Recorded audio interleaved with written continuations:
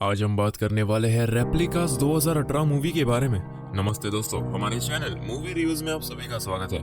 Movie के बारे में बात करने से पहले अगर अभी तक आपने हमारे चैनल को सब्सक्राइब नहीं किया ना तो जल्दी सब्सक्राइब कीजिए और लेटेस्ट अपडेट पाने के लिए नोटिफिकेशन आइकॉन को भी प्रेस कीजिएगा। बॉलीवुड सिल्वर स्क्रीन पर रेप्लिकास। इस कहानी की शुरुआत में विलियम और एड को दिखाया जाता है, जो दोनों के दोनों बायोमेडिकल रिसर्च साइंटिस्ट हैं। इनके पास एक सोल्जर की बॉडी को लाया जाता है और एन ये इस सोल्जर के एहसास, उसकी यादों और उसके दिमाग और दिल में जितने भी चीजें हैं उन सबको एक रोबोट के अंदर ट्रांसफर करना चाहते हैं। जल्दी इनका एक्सपेरिमेंट पूरा हो जाता है। ये रोबोट के अंदर सोल्जर की यादों को उसके दिल के एहसासों को डाल देते हैं और इसके बाद बैटरी से करंट से उसे ऑन किया जाता है। इनका एक्सपेरिमेंट कामयाब हो चुका है। इसका मतलब ये है कि उन्होंने एक मरे हुए इंसान की यादों को, उसके दिमाग और दिल की हर एक चीज को एक मशीन, एक रोबोट के अंदर डाल दिया है। और जब उस आर्मी ऑफिसर को पता चलता है कि असल में वो मारा जा चुका है तो उसका शरीर रोबोट का है, ये देखकर वो शॉक हो जाता है और अपने आप पर हमला करके अपने आप को खत्म कर देता है। और इस तरह से इनका एक्सपेरिमेंट कामयाब होने के बाद भी फेल हो जाता है। विलियम का बॉस उसे कहता है कि अगर जल्दी तुमने एक्सपेरिमेंट पूरा नहीं किया तो इस डिपार्टमेंट को हमेशा के लिए बंद कर दिया जाएगा। लेकिन विलियम और उसका दोस्त एड ऐसा नहीं चाहते। विलियम घर आता है जहाँ पर वो अपनी पत्नी और अपने बच्चों के साथ घूमने के लिए जाता है।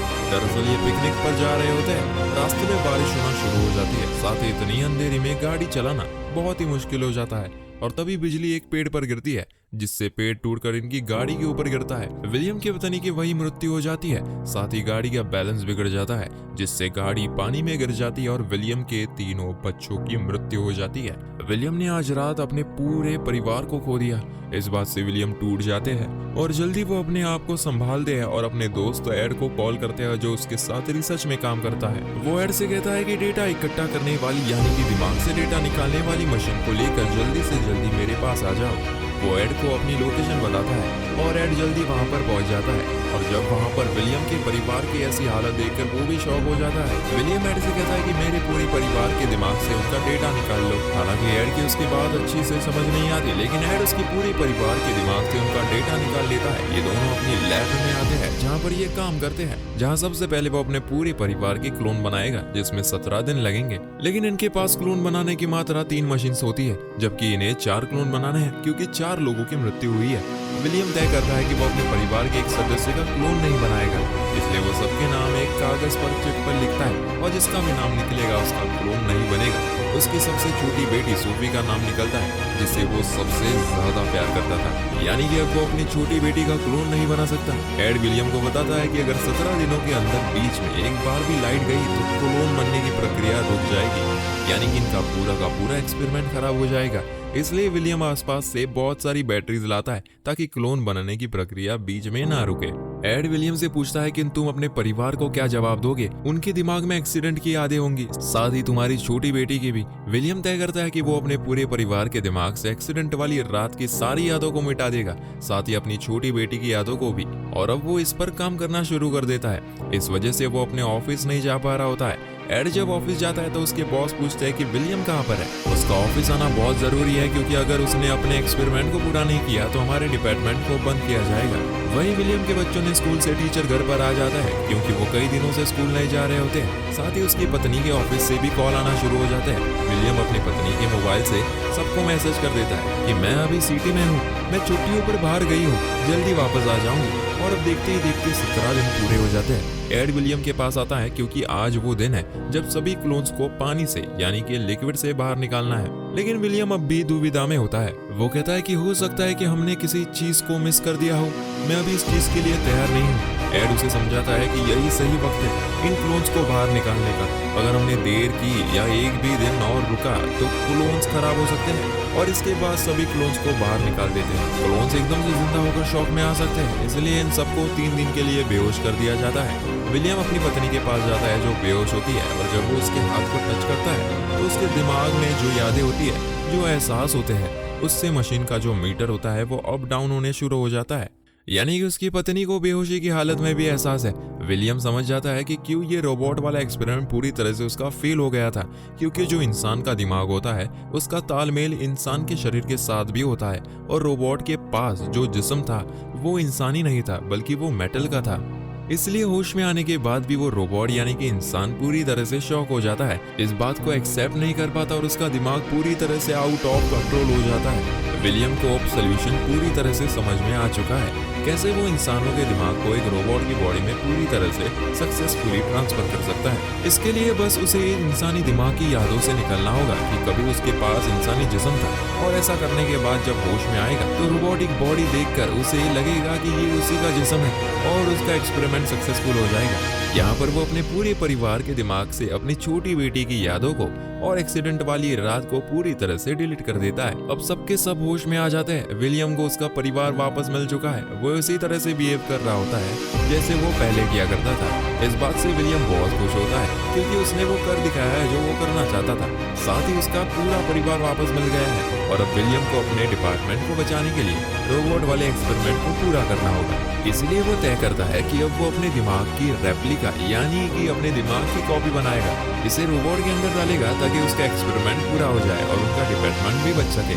वहीं विलियम की पत्नी को दिखाया जाता है जिसे अजीबोगरीब से कभी कभी विजन्स आते हैं जो उसकी छोटी बेटी के बारे में होते हैं, जिससे कभी भी वो डिस्टर्ब हो जाती है, लेकिन विलियम उसे बार बार कंसोल करता है, उसे समझाता है कि ऐसा कुछ भी नहीं है। एक रात को जो विलियम की बेटी सो रही थी तो उसे सपना आता है जिसमें वो उस एक्सीडेंट को देखती है जो हुआ था और इसमें उसकी मॉम की मृत्यु हो जाती है। ये देखकर वो पूरी तरह से घबरा जाती है, टूट जाती है। विलियम वहां पर आकर अपनी बेटी को समझाता है कि ये सिर्फ एक बुरा सपना था बेटा, तुम्हें दोबारा सो जाना चाहिए। और जब वो सो जाती है तो वो अपनी बेटी को नीचे ले जाता है। यहाँ पर वो अपनी बेटी के दिमाग को मशीन के साथ जोड़ता है। दरअसल वो देखना चाहता है कि कहीं उसकी बेटी के दिमाग में एक्सीडेंट वाली कोई यादें तो नहीं रह गई।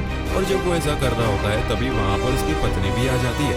उसकी पत्नी सब देखकर हैरान होती है। उसे शक होता है कि विलियम ने कुछ न कुछ किया है जिस वजह से उसे और उसकी बेटी को अजीब अजीब से ख्याल, अजीब अजीब से विजन्स आते हैं। जबकि विलियम अपनी पत्नी को कुछ भी नहीं बताना चाहता, लेकिन उसके बार बार पूछने पर वो बता ही देता है कि कुछ वक्त पहले हमारी गाड़ी का एक्सीडेंट हो गया था जिसमें तुम्हारी और बच्चों की मृत्यु हो गई थी। इसके बाद मैंने तुम्हारे सबके क्लोन्स बनाए और अपने परिवार को वापस हासिल कर लिया। ये जानकर उसकी पत्नी को बहुत दुख होता है कि वो एक इंसान नहीं बल्कि क्लोन है, लेकिन वो इस बात से सेटिस्फाइड होती है कि उसके पास उसके बच्चे हैं। अगले दिन यहाँ पर विलियम का बॉस आता है और विलियम से कहता है कि मुझे पता है कि तुम कुछ वक्त पहले तुम्हारी गाड़ी का एक्सीडेंट हुआ था, इसमें तुम्हारी पत्नी और बच्चे मर गए थे। तुमने उन सबका क्लोन बनाया और अगर ये बात किसी को बाहर पता चली तो हमारी कंपनी के लिए बहुत ही बड़ा खतरा होगा। अगर तुम जानते हो कि मैं तुम्हारे राज को राज रखूं तो तुम्हें मुझे उस डिवाइस को देना होगा जिससे तुम मेमोरीज को, यादों को कॉपी करके इंसान के दिमाग के क्लोन के दिमाग के अंदर डालते हो। विलियम उसकी धमकी से डर जाता है। वो कहता है कि ठीक है, मैं तुम्हें ये डिवाइस दे दूंगा, पर विलियम ऐसा नहीं करता। इसलिए वो उसके ऊपर हमला करके उसे बेहोश कर देता है और डिवाइस को ओवन के अंदर डालकर जला देता है। इसके बाद वो अपने पूरे परिवार को लेकर गाड़ी से यहाँ से भागने लगता है, लेकिन उसके बॉस के साथ उसके लोग भी आए होते हैं जो विलियम को भागता हुआ देखकर उसका पीछा करना शुरू कर देते हैं। विलियम अपनी पत्नी और दोनों बच्चों को लेकर अपने दोस्त एड की बोट तक जाता है जिससे वो यहाँ से निकलना चाहता है, लेकिन तभी उसके बॉस के लोग वहाँ पर आ जाते हैं जो विलियम की पत्नी और उसके बच्चों को पकड़ लेते हैं। विलियम उस वक्त उनसे दूर होता है, इसलिए विलियम बच जाता है, पर अब वो अपने पूरे परिवार को बचाना चाहता है। इसीलिए वो अपनी कंपनी में जाता है जहाँ पर उसके बॉस ने उसकी पत्नी और दोनों बच्चों को और साथ ही उसके दोस्त एड को पकड़ रखा होता है, जिसने डर से अपने बॉस को विलियम के बारे में सब कुछ बता दिया होता है। विलियम का बॉस विलियम को बताता है कि ये जो सारे एक्सपेरिमेंट्स थे ये मेडिकल पर्पस के लिए नहीं थे, बल्कि यूएस की आर्मी इसे फंड करती है क्योंकि वो यूएस आर्मी के लिए इस तरह से वेपन यानी कि इस तरह से खतरनाक सोल्जर्स बनाना चाहता है और अब तुम्हें वो डिवाइस मुझे दोबारा देना होगा। लेकिन विलियम ऐसा नहीं करना चाहता, इसलिए वो उसके दोस्त को मार देता है। इसके बाद उसके पूरे परिवार को भी मारना चाहता है, लेकिन विलियम उसकी शर्त मानने को तैयार हो जाता है और उसके लिए वो डिवाइस बना देता है जिस डिवाइस को किसी भी माइंड की यादों को कॉपी करके किसी दूसरे डिवाइस में या दूसरे रोबोट में या किसी दूसरे इंसान में डाल सकता है।